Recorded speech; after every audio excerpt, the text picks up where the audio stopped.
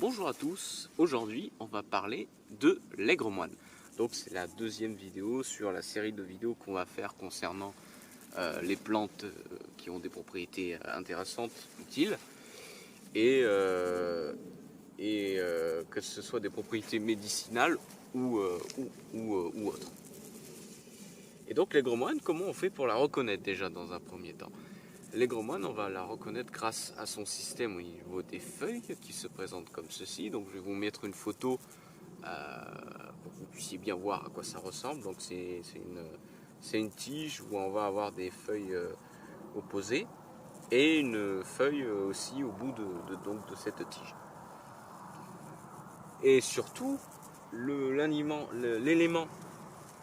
principal qui va nous faire reconnaître donc cette plante, c'est cette grande tige montante au bout de laquelle donc on va avoir le système floral donc qui se présente comme ceci. Donc c'est une multitude de petites fleurs jaunes.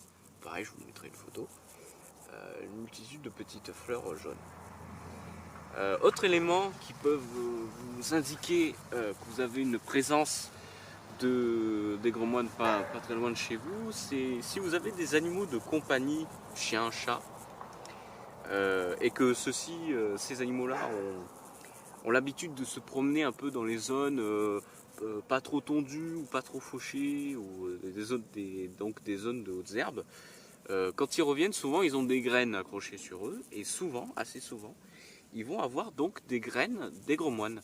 Donc pareil, je vais vous mettre des photos pour que vous puissiez bien voir à quoi ça ressemble, et vous verrez que ceux qui sont donc dans cette situation avec leurs animaux de compagnie, je suis sûr que vous avez déjà vu au moins une fois ce genre de graines sur le plage de vos animaux.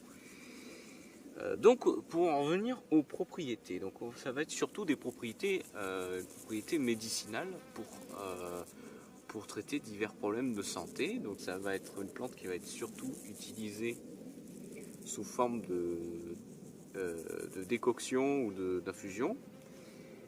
Et c'est principalement d'ailleurs cette partie florale qui va être utilisée. Donc on va traiter avec ça, on peut traiter avec ça des problèmes liés au système respiratoire, des problèmes liés au système urinaire et des problèmes liés au système digestif.